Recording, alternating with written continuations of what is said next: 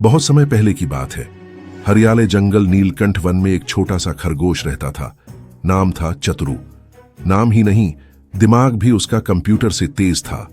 सब जानवर कहते थे, अगर जंगल में कोई मुसीबत सुलझा सकता है तो वो है हमारा चतुरू।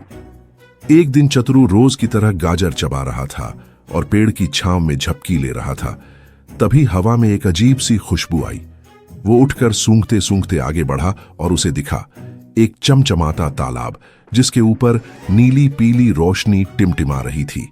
तालाब के किनारे एक पत्थर पर कुछ लिखा था, जो भी सच्चे दिल से किसी और के लिए पानी डालेगा, उसकी एक इच्छा पूरी होगी। चतुरू ने आंखें मिचमिचाईं।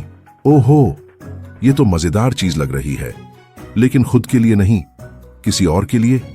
अब शुरू हुआ असली तमाशा। पहला पात्र, गोलू हाथी। गोलू हाथी बहुत उदास था। उसकी सूंड में मोच आ गई थी और वो पानी नहीं भर पा रहा था। चतुरू उसके पास गया और कहा, गोलू भैया चलो, मैं तुम्हारी इच्छा पूरी करवाता हूं। गोलू ने अपनी भारी भरकम आंखों से देखा। कैसे? चतुरू ने अपने छोटे से कान से कहा, बस मुझ पर भरोसा करो। वो दौड़ता हुआ तालाब पर गया। तालाब में दोनों हाथों से पानी डाला और जोर से बोला, ये पानी गोलू भैया के लिए है। तभी तालाब से एक बबल निकला और एक जड़ी बूटी भरा पत्ता गोलू के सामने आ गिरा। गोलू ने उसे सूंघा और आच्छी छींक मारी। मोच एकदम गायब। Happy suit dance. गोलू खुशी से झूम उठा। दूसरा पात्र, चंचल बंदर। चंचल बंदर का सपना था कि वह उड़ सके। वह हर समय पंखों की बातें करता, लेकिन कभी उड़ नहीं पाता। चतुरू बोला, चंचल भाई उड़ना है तो तालाब का सहारा लो। बंदर बोला, अगर मैं उड़ गया तो पेड़ों पर जामुन कौन तोड़ेगा? चतुरू ने हंसते हुए कहा, तू जामुन नहीं, अब बादल तोड़ेगा।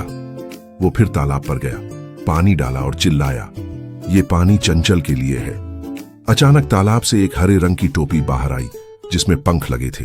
बंदर ने टोपी पहनी और वुंश सीधा ऊपर।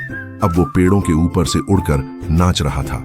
तीसरा पात्र, भयभीत लोमड़ी। लोमड़ी रोज डरती थी, कभी शेर से, कभी खुद की परछाई से। वह चैन से सो नहीं पाती थी। चतुरू, मुझे डर से छुटकारा चाहिए, क्या तालाब मदद करेगा? चतुरू मुस्कुराया, जरूर, बस तुम मुझ पर यकीन करो। इस बार तालाब से निकला एक छोटा सा तकिया, जिस पर लिखा था, डर भगाने वाला तकिया। लोमड़ी ने उस तकिए को गले लगाया और पहली बार मुस्कुराकर बोली, अब मैं चैन की नींद सोऊंगी। अचानक मोड़। अब चतुरू वापस जा ही रहा था कि तालाब ने खुद बुलाया। एक नीली लहर उठी और आवाज आई, चतुर खरगोश, तुमने बिना स्वार्थ के दूसरों की मदद की है। अब तुम्हारी एक इच्छा भी पूरी होगी।